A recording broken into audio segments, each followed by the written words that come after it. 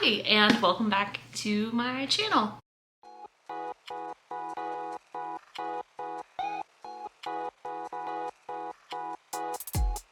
I'm going to be going over all of the books that I read in August, and it's kind of a big number for me. I managed to read 15 books this month, which is one of my best reading months. I think last year I had a month where I read 15, and a couple of these are shorter, so that's why I was able to read more. But let's talk about the 15 books that I read this month. So the first book that I finished this month is We Hunt the Flame by Hafsah Faizal. This was really good. This is a YA fantasy. So this book follows Zafira and Nasir, and they are sort of from opposing worlds within this world. Nasir is the son of the sort of a king. I can't recall what they call it in the book, but basically the king. So he's basically a prince. So he's a prince, but he is kind of responsible for carrying out executions that the king wants. And Zafira is a girl from a small town she's sort of responsible for bringing in a lot of food to her town because she goes into this sort of enchanted forest to hunt, which nobody else is really able to go into. They are pulled into kind of the same world when someone wants them both to go to this place where the only place left where magic exists, and to like kind of complete a quest, basically. That's kind of like the really shortened version of what this is. I enjoyed it. This is a duology. I have the second book. I'm excited to read the next book, but I think that I want to reread this because I listened to it on audio and I don't think that the audiobook was the best. So I think I'm going to reread this because I feel like I would have gotten more out of it if I had actually read it. So that being said, I think that if you're looking at picking this up, you can read it for free on Kindle Unlimited, or you can get a copy from the library, and I would recommend going that route first. Next, I read The Dragon's Bride, and I don't have a copy of The Dragon's Bride by Katee Robert. I will be getting one ASAP. As soon as my bookstore has them in stock again, I'm going to be getting one. I really enjoyed this. I was able to listen to the audiobook with script. The audiobook was really great. I really enjoyed The Dragon's Bride. I love a good monster romance, and it was a great palate cleanser after reading a more dense fantasy book. So I really recommend The Dragon's Bride. I think you can get those for free on Kindle Unlimited, and I don't know if you can get them from Libby, but I bet some libraries do have them. The next book that I read was also on Kindle Unlimited, and I don't have a copy of it. That one is called A Ripple of Power and Promise. That one was fine. It was free on Kindle Unlimited. It was fine. If you have Kindle Unlimited and you want to read it, sure, you can check it out. I enjoyed the first half. The first half was really focused on the romance between the two main characters and them getting to know each other, and I enjoyed that. But then after that, it was like, oh, there needs to be some sort of fantasy plot, and there was like some miscommunication between the main characters. Not really miscommunication, but more like secret keeping between the main characters, and I don't appreciate that, and it just drug out. It just drug on too long. So it was fine. I don't know if I'm going to continue reading. I don't know that I care about the characters enough to continue reading, but it was free, so I read it. Next, I read Godkiller by Hannah. There it is. I was going to say Hannah Witten, but that's not it. Hannah Kaner. This comes out, I want to say this month in September in the US. I have a UK copy. I bought this on Amazon before. I think this was before, I bought this on Amazon before it had a UK or a US release.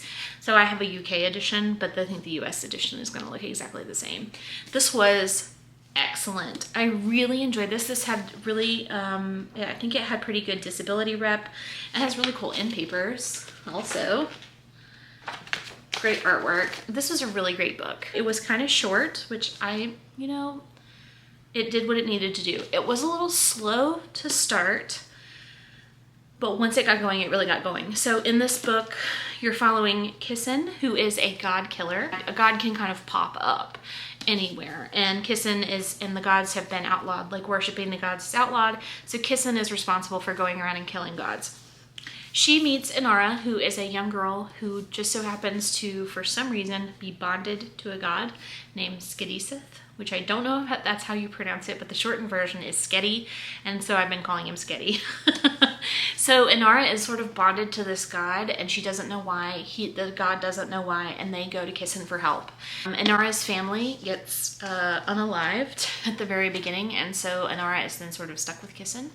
And they eventually meet Elagast, who used to be a Kingsguard knight, on their way to Blenraden, the city of the gods that is no longer a city anymore because it was destroyed in a war. And there are still some gods there. They're going on like a pilgrimage because they're trying to get there to get some help for Inara and Skidisith. So it kind of has like a really great found family aspect, and it's going to be, there's another book coming out. I'm not sure when, but this ended on a cliffhanger, pretty big one. And I'm excited to see where this goes. I really enjoyed this. The next book I read is The Dark Archive by Genevieve Cogman. I don't have a copy of this. I don't have a copy of any of these books. I haven't been able to find them anywhere. That was book 7 in a series of 8. So I have one more book in this series to read. It's the Invisible Library series. The whole series is fun. It has light fantasy elements. It has spy vibes. The books are shorter. They're only like 350-ish pages. They're a lot of fun, and they're another really great palate cleanser after you read kind of a hard-hitting fantasy. The Invisible Library follows the main character Irene and her apprentice Kai, and they navigate stealing books from other worlds to bring back to their secret library. They're a lot of fun. Like, chaos happens. It's kind of chaos magic. It's kind of anything goes. And I really enjoy that about these books. I read Heart of Night and Fire by Nisha Tuli. This was an arc that I read. I want to say it's coming out in September. I don't even know if I could tell you what Heart of Night and Fire was about. I like literally don't remember it. It was fine. I've read other books by Nisha Tuli, and I like those way better. This one was just okay. I don't know if I would recommend it, but if you like Nisha Tuli, I'm sure it's going to be free on Kindle Unlimited. All of her other books are. So if you have Kindle Unlimited and you want to read it, go for it. But like I said, I really don't remember it. I think that it follows kind of like the classic line where girl doesn't know that she has extraordinary power, and it turns out she does have extraordinary power, and people try to use her for her extraordinary power. So yeah, that's how I feel about that book. Next, I read another arc called Green Fuse Burning. Green Fuse Burning comes out on Halloween, I think. And that was spectacular. Green Fuse Burning follows Rita, who is an artist, and she is sort of struggling with dealing with her dad's death. Her girlfriend, Molly, gets her a sponsorship or like a scholarship sort of to go on a week-long retreat to work on her art. And so she goes to this secluded cabin, and creepy things start to happen, but what is actually happening is Rita is slowly like kind of devolving into madness. There's these really cool descriptions of the paintings that she's making. It was so good. It was atmospheric. It was weird. And the ending was awesome. Like, the ending was great. I can't recommend that book enough. It has such a cool cover. It was really great. I want to read it again. It was short. It was only like 90-ish pages. It was so, so good. I pre-ordered a copy of it. I can't wait until it gets here. Next, in preparation for season 2 of The Wheel of Time, I read The Dragon Reborn by Robert Jordan. This was fine. I don't know how I feel about this series. So far, I think the first book has been the best, and the second book, by far the worst. This one was fine. I am having a hard time with these characters. Like, I don't really find any of the characters particularly believable or likable. I kind of like Perrin, but that's it. I do like the covers. I love these cheesy 1990s, 1980s style covers. Like, the covers are great. But as far as like the content, no, I just don't know if I'm into it, but I do like the show. I watched episode 1 of the show that came out last night, and I really liked it. It deviated so far from the original source material. but I like the direction that it's going. I think it's good. I think it's giving the characters some more dimension. But I think I am going to continue the series because I have almost all of the books because I've been collecting them. But yeah, this was fine. Like, it's fine. If you like high fantasy, you're going to like this. I don't know that I particularly like high fantasy very much. I will say I do like that I don't have any qualms with any of the female characters in this book. I mean, I do have some qualms, but I think they're on purpose. Like, I don't like Nynaeve's character. I think Nynaeve she was awful to everybody in this book. She's terrible. But I do appreciate that 4 of the main characters are women. And I don't feel like they're not written in bad taste. So that's good, I will say that. And especially because this was written in the 90s. So that's pretty impressive, I think. I read another arc, The Library of Shadows. This one was fine. You follow your main character, whose name I don't remember. This was also a YA. This was a YA, but it read really young for me. It read kind of middle grade. So you follow the main character. Her father passed away a few years ago. This is a world where ghosts exists. She ends up getting accepted to the private high school that her father attended and didn't finish while he was there. And she ends up meeting a ghost named Mateo and gets herself into some trouble with him, and dangerous things happen. Mateo was adorable. It was cute. Like, it was fine. If it's free on Kindle Unlimited, I would recommend it. If you can get it free through the library, I recommend you checking it out, especially if you're wanting something lightly spooky to read. It's a little Scooby-Doo, but a little young. If you don't mind it being a little young, then I would take a look at it. But it was fine. The next book that I read was Divine Rivals by Rebecca Ross. This book is the latest TikTok darling. It's making the rounds on TikTok. Everybody loves it. Everybody's talking about how wonderful it is. I didn't enjoy it as much as everybody else did. Divine Rivals follows our 2 main characters, and they are writing letters to each other, but they don't know it. And they fall in love via their letters, but in real life they hate each other. Only one of them knows that it is what's happening in real life. And there's also a war going on. They end up both going to the front to cover the war. It felt like, first of all, it felt like the first 30 to 40% of it was a prologue for what was actually going to happen. And then at the end of the book, I felt like the characters did things that I personally didn't agree with, but 2, I don't feel like it felt believable for their characters.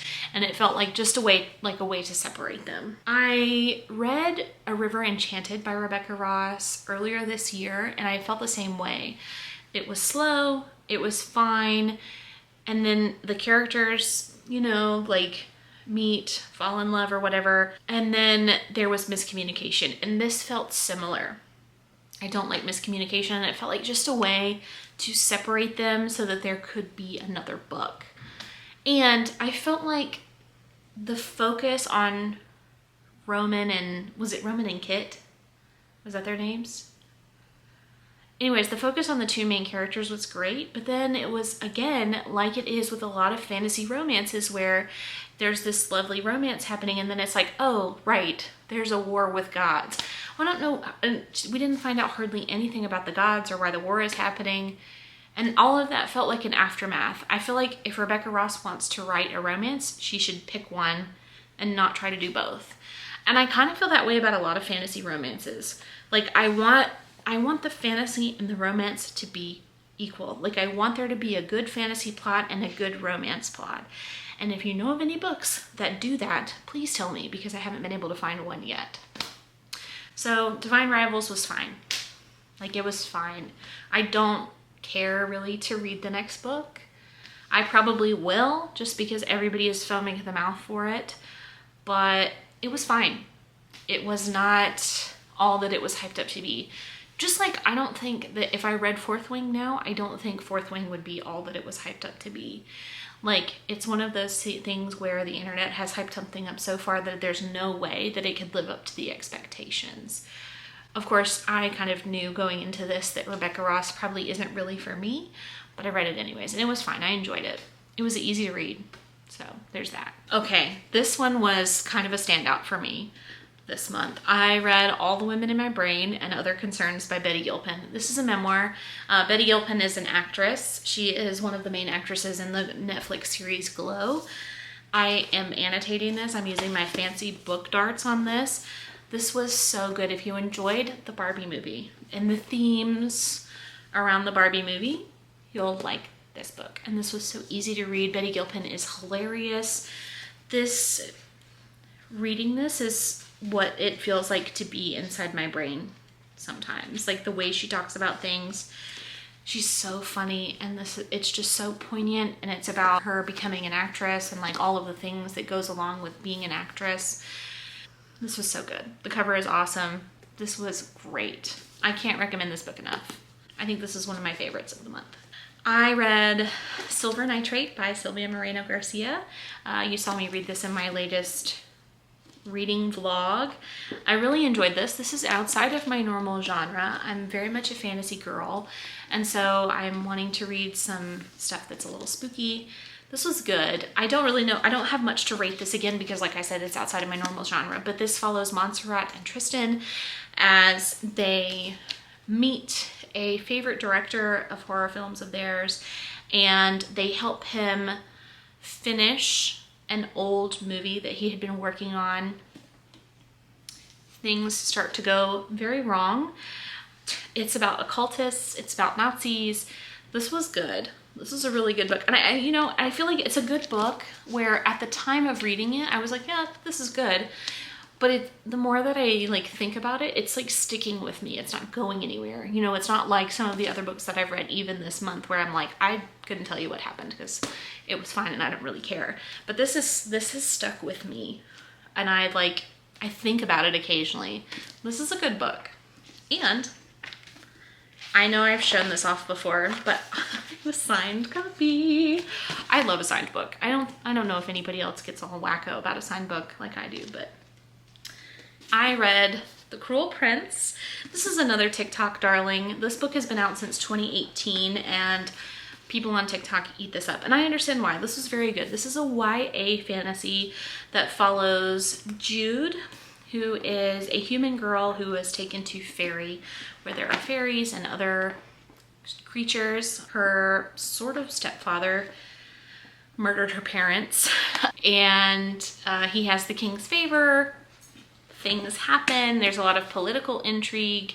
There's a lot of, it's very character focused, but I really enjoyed the political aspect of this. And the other thing that I really enjoyed about this is that normally with a book like this, when you have two main characters that are sort of being shipped, also this isn't really a fantasy romance. There was some enemies to lovers-ish, and I know that in the next books that it is a little bit more focused on that. But what I enjoyed the most about this is that usually with a book like this, especially the first in a series, where you have two main characters, one of them is holding the secret. Like one of them is like, oh, I have a secret, I'm gonna betray somebody or whatever. It's always the guy. This time it was Jude. Jude betrayed Carden. Jude had the secret. Jude was the schemer with the master plan. I ate that up. That was so good. I love that. I didn't realize until I read this that that's kind of like how it always is. That like you have an FMC and an MMC. The FMC is going to get betrayed at the end of the book, never the MMC. And I loved that it was Jude. That was so good. I'm really excited to keep reading this series. Okay, we're almost done. I have two more. I read Such Sharp Teeth by Rachel Harriston. I can't believe I said that right on the first try, because in the reading vlog I could not say the title of this book. Such Sharp Teeth follows Rory as she moves home to her small town because her sister is getting ready to have a baby, and she ends up getting bit by a werewolf and turns into a werewolf herself. This was good. I like Rachel Harriston. I read Cackle that she wrote last year, and I enjoyed that one. It's sort of similar, and then she has another book that's coming out later this year called Black Sheep, which has a similar vibe. Girl moves back to hometown, weird things happen. It's feminist, it's good writing, it's a fun story. It's almost cozy, but I want to say like not quite cozy, but like almost. But this was really good and I really enjoyed this. And finally, the last book that I read this month, The Krakens Sacrifice by Katee Robert. I love a monster romance, okay? And the fact that he's a Kraken, like that's not a romance monster that I think you see very often. I love these. They're short. They're easy to read. And you know what else? And I mentioned this in the reading vlog, but I'm gonna mention it again here. A lot of times when you say to people, oh, I'm reading The Dragon's Bride, The Kraken Sacrifice, it's a monster romance, people think, oh, you just want to hear about weird creatures having sex.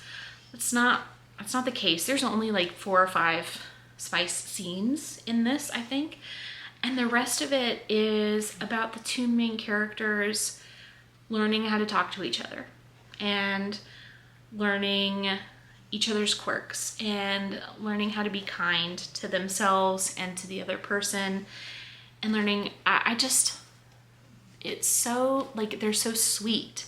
And that was true for The Dragon's Bride too. And I think that it's so easy for people to look at this and go, oh, weirdo. But that's not what these are. They're very sweet, they're very romantic. It's almost healing in some ways, especially with this, because Catalina, the main character, has an issue where she's been kind of abused her entire life. She's used to it. And I think that's something that's true for a lot of people. They get used to that kind of treatment, and so she expects that kind of treatment. And Thane, the Kraken, is like, no, you shouldn't expect that kind of treatment, and I'm not going to treat you that way. And it's like, that's so sweet. Also, this is the first book that I've ever read that uses ze, zer pronouns. And I know that those are pronouns that people use. I don't think very many people use them, but good on Katee Robert for using them in this book. And now I know how to use them, sort of. So it was also educational. This was great. This was a great book, and I think I enjoyed this one more than I enjoyed The Dragon's Bride. I think that if I had to pick a favorite of the month, okay, I don't think I can narrow it down to one. I would say that it would be these 4, 5. I'm gonna count The Dragon's Bride and this one together. These are my favorites. Listen, this one, phenomenal. I laughed, I cried, it was awesome. And if you can get the audiobook, Betty Gilpin narrates it herself, and she's phenomenal. Possibly overhyped, but I really enjoyed it. I thought this was a great time, and I can't wait to read the next book. Really great fantasy, and I want to say this is a debut. This was so good. This was so good, and I can't wait to read more from this author. Excellent monster romance. Those are all of the books that I read in August, and I would love to hear what you read. So if you read anything good, and if you have any book recommendations for me, specifically fantasy romance that has good fantasy plot and good romance, please tell me in the comments, because I need to know. I need to know. Anyways, thanks for watching.